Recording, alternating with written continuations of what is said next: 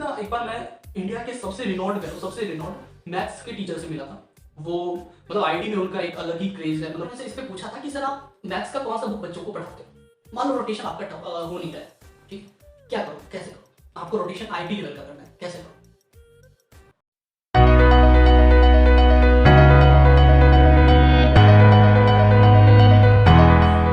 सब पढ़ाई कर रहे हो, हाँ पढ़ाई करते रहो, पढ़ाई करने की आदत नहीं जानी चाहिए, ठीक है। तो आज मैं जिस टॉपिक पे बात करने जा रहा हूँ ये बहुत ही कॉमन टॉपिक है। और जब मैं स्टूडेंट था तभी ये टॉपिक मेरे साथ थी, जब मैं जेईई की प्रिपरेशन कर रहा था उस टाइम। आज के भी स्टूडेंट्स यही सवाल आके मुझसे पूछते हैं कि भैया हार्ड बुक्स जैसे एचसीबी या फिर अपना इरोडो, इनके क्वेश्चंस कैसे करें, ये बुक कैसे सॉल्व करें। तो यही क्वेश्चन मेरे भी टाइम था, मैं जब जेईई की प्रिपरेशन कर रहा था। तो आज भी यही क्वेश्चन है। तो मैंने सोचा इस पर एक वीडियो बनाया है और इसलिए आज ये मैं इस पर बात करना चाह रहा हूँ, डिस्कस करना चाह रहा हूँ। तो देखो बेसिक सा पॉइंट ये है ना कि मैं कोई ऐसा टेक्निक आपको कोई वो वाला नहीं देने वाला हूं कि एकदम आप क्रैक कर दो, वैसा कोई टेक्निक है ही नहीं। अगर प्रैक्टिकली बात करें तो ऐसा कोई टेक्निक नहीं है। बट जब मैं स्टूडेंट था, मैं आपको अपनी कहानी बताता हूँ। मैं जब जेईई की प्रिपरेशन करने गया था तो मैंने क्या किया था, बेवकूफ़ी की थी मैंने कि जितने भी टफ बुक्स थे, हार्ड बुक्स जितने भी अरिहंत के और सिंगेज, एचसीबी तो सबके पास कॉमन रहता ही है, तो वो खरीदने की जरूरत ही नहीं थी। तो जितने भी बुक्स थे टफ बुक, आपको पता है कौन से होते हैं, वो सारी बुक्स मैंने खरीद ली। क्यों? एक तो पॉइंट ये था, दिखाना भी था कि यार मैं जेईई की प्रिपरेशन कर रहा हूँ, मजाक तो नहीं। टफ से टफ बुक ला के रख लिया। फिर क्या कर रहा था, 5 से 6 क्वेश्चन मैंने एक बुक से बनाया, और सिंगेज उठाया, मैंने 10 क्वेश्चन बनाए। 11वें क्वेश्चन में फंस गया, फिर 12वें में फंस गया, और उसके बाद यार इसमें मन नहीं लगा। फिर 1-2 दिन का गैप लिया और दूसरे दिन कौन सा बुक उठाया, तो इस बुक से नहीं, अब मैं दूसरे से बनाता हूँ, मैंने सिंगेज उठा लिया। ठीक है। तो ये बुक टू बुक होता जाता था। तो आप भी अगर किसी टीचर से पढ़ते होंगे ना, तो आपके भी टीचर्स ये तो बताते ही होंगे कि कोई एक बुक उठाओ और पूरा बनाओ। तो ये एक प्रिंसिपल है। लेकिन मेरा ये, मैं इस पर नहीं बात कर रहा हूँ पूरा एक बुक बनाओ। मैं बात कर रहा हूँ कि वो जो बुक आप छोड़ देते हो, जैसे एचसीबी हो गया या यूडो हो गया, उनके क्वेश्चंस कैसे करें। तो लाइक, और ये जो मैं आपको बताने जा रहा हूँ, ये फिजिक्स, केमिस्ट्री, मैथ्स, बायो, हर जगह एप्लीकेबल। कोई एक मैं फिजिक्स की बात नहीं कर रहा हूँ, हर बुक की बात कर रहा हूँ, हर सब्जेक्ट की बात कर रहा हूँ, ठीक है। तो करना क्या है, कैसे करना है? तो इसमें मुझे जो भी मैं भी आपको बताऊंगा, ये मेरे अपने, जब मैं स्टूडेंट लाइफ में था उस टाइम के एक्सपीरियंसेस से होगा, और मैं जब टीचिंग में आया उसके एक्सपीरियंसेस से, और मैं जो भी टीचर्स, अच्छे अच्छे टीचर्स से मिलता रहा, उनकी बातों से मैं ये पॉइंट ड्रॉ करके लाया हूँ कि ये एक इंपॉर्टेंट पॉइंट है जो बच्चों को पता होनी चाहिए। वो पॉइंट क्या है कि आप जैसे कोई बुक फॉलो बनाते हो, ठीक है, लाइक आपने एचसीबी उठाया, एक टॉपिक आपने पढ़ी, उसका एचसीबी उठाया और बनाना स्टार्ट किया, 20 क्वेश्चन तक गए, ठीक ठाक गया, 21वें में लटक गए। तो लटकते क्यों हैं? किसी भी इरोडो में या फिर एचसीबी में या कहीं भी, आप दूसरे टॉपिक की बात कर लो, आपने कैलकुलस उठाया, डिफरेंशिएशन इंटीग्रेशन में फंस गए, तो फंसते क्यों हैं? क्योंकि हमारा कंसेप्ट क्लियर नहीं होता है। हम उसमें, हमारे माइंड में उसके कंसेप्ट फ्लो नहीं होते। अच्छे बुक्स को सॉल्व करने के लिए ना जरूरी है कि उनके कंसेप्ट, जैसे आप अगर मैकेनिक्स बना रहे हो, लॉज ऑफ मोशन बना रहे हो, तो उसके सारे कंसेप्ट आपके दिमाग में घूमते रहने चाहिए। आफ्टर दैट आप उसको अप्लाई करना सीखो। मैं ये नहीं कह रहा हूं कि सारे क्वेश्चन के आइडिया आपके दिमाग में होना चाहिए। मैं ये कह रहा हूं कि आपको बेसिक, जैसे मान लो आपको मैंने 8-9 का कुछ क्वेश्चन दे दिया, आप अभी 11th-12th में हो, मैंने आपको 9th का जो ओलंपियाड वाला बुक होता है या फिर टीएमएच वगैरह जो आता था मैक्रोइल का, वो उस टाइम बहुत अच्छा बुक माना जाता था 9th-10th में, वो दे दिया। तो आप अभी, उस टाइम तो आप फंसते थे, लेकिन अभी मिलेगा तो आप बना लोगे आराम से। क्यों? क्योंकि अब जो वहां पे जो भी टॉपिक्स है, जो भी कंसेप्ट हैं, वो सारे आपके दिमाग में हैं, तो वो फ्लो कर रहे हैं, तो आप अप्लाई कर लो।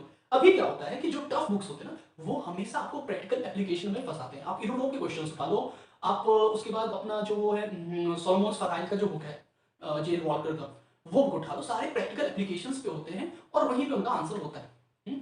तो फंसते क्यों है? क्योंकि आपका कंसेप्ट क्लियर नहीं होता है, और कंसेप्ट अगर क्लियर नहीं हुआ तो वो क्वेश्चंस नहीं बनेंगे। तो सबसे इंपॉर्टेंट है आपको अपना कंसेप्ट क्लियर रखना है।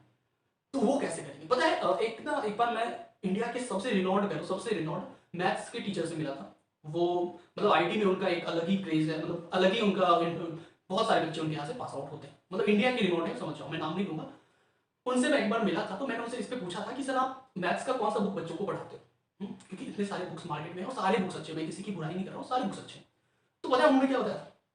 ऐसा बुक बताया था, और वो आईटी वालों को पढ़ाते थे, उनके यहाँ से सिर्फ आईटी निकलते हैं। उन्होंने बोला था, मैं RS अग्रवाल। अब आप जो आईटी वाले बच्चे होंगे ना, वो थोड़ा हंस लिए होंगे, मैं भी हंसा था, क्योंकि मैं भी उस टाइम स्टूडेंट ही था। तो मुझे उस समय समझ में, मुझे लगा इन्होंने मजाक में बुलाया RS अग्रवाल, क्योंकि RS अग्रवाल बना कि कैसे कोई आईटी पास कर सकता है, ठीक है।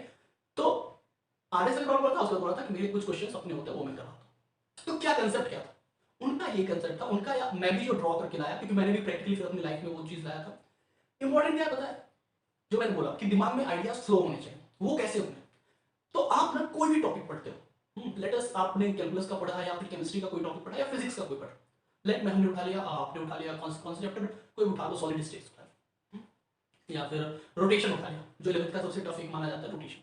मान लो रोटेशन आपका हो नहीं रहा है, ठीक, क्या करो, कैसे करो, आपको रोटेशन आईडी लेवल का करना है, कैसे करो, आप क्या करो, कोई भी अच्छी सी बुक लो, थ्योरी वाली बुक में क्या, थ्योरी वाली बुक लो, या फिर अब तो एक और सहारा क्या है, यूट्यूब का। यूट्यूब पे सारे लेक्चर्स, मुझे नहीं लगता कोई भी ऐसा टॉपिक बचा होगा जिसका लेक्चर यूट्यूब पे ना हो, क्योंकि बहुत सारे फैकल्टीज ने सब बनाते हैं, सारे लेक्चर्स अवेलेबल।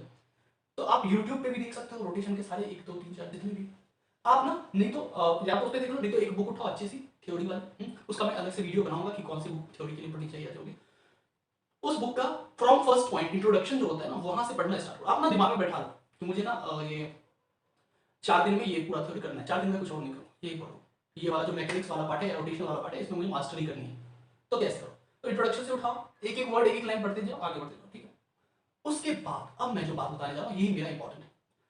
अगर आप चाहते हो ना कि टफ बुक सॉल्व कर पाओ, तो उसके लिए इंपॉर्टेंट है आपके दिमाग में आइडिया लो, और उसके लिए इंपॉर्टेंट है कि आप जो इजी बुक है, मार्केट में बहुत सारी बुक अवेलेबल है, नाम जैसे मैं बताऊं आपको, प्रदीप हो गया, या ऐसे जो 12th के 11 12th के बोर्ड के क्वेश्चन जिसमें इनिशियली रहते हैं, बोर्ड ही कह लो, न्यूमेरिकल्स जिसमें इजी रहते हैं और बाद में लेवल बढ़ता है, तो उनके जो इनिशियल लेवल के क्वेश्चन, कोई भी चैप्टर पढ़ दो, उसके बाद उनके इनिशियल लेवल के जो क्वेश्चन हैं वो क्वेश्चन आप करो, बिगिनर टाइप के जो क्वेश्चन है वो क्वेश्चन करो। वो 50 क्वेश्चन जब आप कर लोगे ना, तो पता है क्या होगा, आप आपके अंदर सबसे बड़ी बात है कि उस टॉपिक के लिए इंटरेस्ट आ जाएगा। वो सबसे इंपॉर्टेंट होता है, टॉपिक के लिए इंटरेस्ट आना। बहुत बच्चों में वो इंटरेस्ट नहीं है, आपको ना वो टॉपिक फैसिनेट ही नहीं करेगा कि आप उसको जानो। तो जब वो फैसिनेट ही नहीं करेगा तो कहां से आप बना पाओगे क्वेश्चन, नहीं बना पाओगे, आपको मतलब मजा ही नहीं आ रहा है, वो टॉपिक ही आपके दिमाग से अलग है, आप समझ ही नहीं पा रहे हो। तो उसको समझने के लिए क्या है ना, आप बच्चे वाले क्वेश्चंस जो है, प्रदीप हो गया, ऐसा अरोड़ा हो गया, या और भी जो भी बच्चे वाली बुक, आपको पता है कितने हैं बच्चे वाली बुक, मतलब इनिशियल बिगिनर लेवल की जिसमें क्वेश्चंस हो, तो वो बुक्स आप एक बार करो, बिना किसी शर्म के कि मैं ये छोटा वाला बुक कर रहा हूँ। वो आप अपने लिए कर रहे हो, दिखावा करने की जरूरत नहीं है कि मैं बिल्कुल अमेरिका की बुक कर रहा हूँ, ठीक है। तो आप अपने लिए पढ़ रहे हो, वो बिगिनर वाले 50 क्वेश्चन करो, मस्त 2 घंटे 3 घंटे जो भी लगे, छोटे छोटे क्वेश्चन रहते हैं, इजी। उससे क्या होगा, उससे ये होगा कि आप जब 50 क्वेश्चन कर लेते हो, तो एक तो होगा कि जितने भी उस टॉपिक के फॉर्मूलाज हैं वो आपके दिमाग में आ जाएंगे, आपके दिमाग में अच्छे से फ्लो होने लगेंगे। उसके बाद छोटे छोटे एप्लीकेशंस जो हैं, हाँ, छोटे छोटे एप्लीकेशंस आपको पता हो जाएंगे कि ये ऐसा अगर कुछ रहना तो ये लगाते हैं, ऐसा कुछ रहे तो ये लगाते हैं, छोटा एप्लीकेशन, छोटा एप्लीकेशन पता चल गया। अब क्या होता है, जब आप 50 क्वेश्चन आपने सक्सेसफुली कर लिया ना, आपके अंदर इंटरेस्ट डेवलप हो जाएगा उस टॉपिक के लिए कि नहीं, मुझे तो ये टॉपिक आता है, मैंने इस टॉपिक पे इतने क्वेश्चंस कर लिए और मैं अब सारे क्वेश्चंस भी समझ पा रहा हूँ। एक ये भी तो क्वेश्चन होता है ना कि मुझे क्वेश्चन ही नहीं समझ में आए, तो आपको लग जाएगा मैं तो क्वेश्चन ही समझ रहा हूँ, मैंने क्वेश्चन इतने कर भी लिए, तो यानी ये टॉपिक ईजी है मेरे लिए।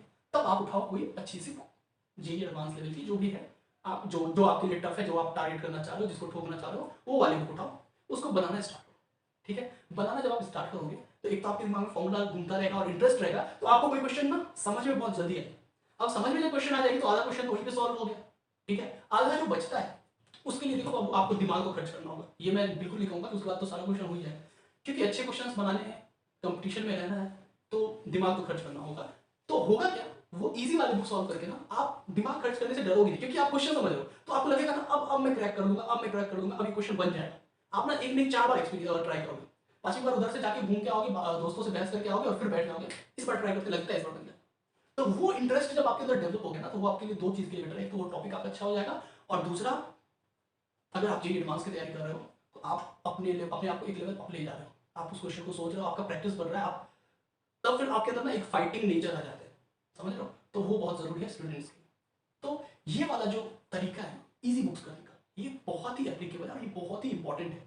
ये बच्चे ना कभी कभी अपनी इज्जत को बचाने के लिए, मैं इजी बुक क्यों करूंगा, मैं दूसरे ये कर रहे हो वो कर रहे हैं, मैं क्यों इजी बुक करूंगा। भाई आप अपने लिए पढ़ रहे हो, ठीक है, कल को नहीं होगा तो आप ही की इज्जत जाएगी, इसलिए इजी बुक, एक इजी बुक ले लो, सिलेक्ट कर लो हर सब्जेक्ट का, जब आप पढ़ते हो या टीचर पढ़ा देते हैं तो उस इजी बुक का सारा क्वेश्चन कर लो, फॉर्मूला आपके दिमाग में, छोटे छोटे एप्लीकेशंस पता है कि आपको, मतलब मैंने आप एक बड़ा सिस्टम दे दिया, इसे ठीक करना है, कंप्यूटर हो गया कुछ, तो आप उसको ठीक करने के लिए आपको क्या पता होना चाहिए, पहले उसका छोटा छोटा एप्लीकेशन कि ये एक जो ये है, इसका ये काम है, ये छोटा सा अप्लायंस है, इसको लगाने से ये होगा वो होगा, इसका एप्लीकेशन जान लिया, फिर आप एक्सपेरिमेंट करके इधर से उधर करके कर सकते हो। ऐसे अगर मैंने आपको दे दिया लो इतना ठीक करना है तो नहीं कर पाओगे, तो वही चीज यहाँ भी है, छोटे एप्लीकेशंस पता होंगे तो भी जाके बड़े एप्लीकेशंस बनेंगे, और तब आप इजीली अच्छे से सॉल्व कर पाओगे और इंटरेस्ट के साथ सॉल्व कर पाओगे। और एक बार इंटरेस्ट के साथ सॉल्व कर दिए ना, वो चैप्टर आपका लाइफ टाइम अच्छा रहने वाला है, वो कभी भी आपको धोखा नहीं देगा, क्योंकि वो आपके दिमाग में सेट हो जाता है। जिस पे आप मेहनत करके आगे बढ़ोगे ना, तो वो दिमाग में हमेशा रहेगा, थोड़ा बहुत भूलोगे लेकिन तुरंत वो याद भी आ जाता है लाइफ टाइम में। तो यही एक छोटा सा सजेशन था, मैं टेक्निक वेक्निक नाम नहीं लूंगा, ये एक सजेशन था कि अगर कोई टॉपिक आपको अच्छी नहीं लग रही है, उस टॉपिक के क्वेश्चंस नहीं हो रहे हैं, या अगर आप हार्ड बुक सॉल्व करना चाह रहे हो तो एक ईजी बुक लो, उसके सारे क्वेश्चंस बनाओ, बिगिनर वाले जितने क्वेश्चंस है सारे बनाओ, फिर आप मूव करो अच्छी बुक की तरफ जो आप टारगेट करना चाह रहे हो, और फिर दिमाग थोड़ा सा खर्च करना होगा और वो क्वेश्चंस जरूर बनेंगे, आपको मजा भी आएगा। ठीक है। और बाकी मैं आगे अभी और भी स्पेसिफिकली जेईई एडवांस के लिए, मेंस के लिए और नीट के लिए और 12th वालों के लिए भी अलग अलग वीडियोस बनाने वाला हूँ कि क्या स्ट्रेटजी होनी चाहिए और कैसे करना चाहिए। साथ में मैं फिजिक्स का लेक्चर्स भी अलग अलग बना ही रहा हूँ। तो अगर वीडियो पसंद आया हो तो प्लीज़ सब्सक्राइब करो, जुड़े रहो। सपोर्ट चाहिए, प्यार चाहिए आप लोगों का, जिससे मैं और भी आगे कंटिन्यू कर सकूँ। तो प्लीज़ सब्सक्राइब कर दो, लाइक कर दो, यही मैं बोलूँगा। ठीक है। तो टिल देन पढ़ाई करते रहिए, और कोई भी प्रॉब्लम हो, कोई भी डाउट हो, आप कमेंट में जाओ। ठीक है, कमेंट बताओ, मैं मे भी आपको नंबर दे दूँ तो आप कॉन्टैक्ट कर सकते हो मुझे व्हाट्सएप के थ्रू, और सारे जवाब मैं दूंगा। ठीक है। तो टिल देन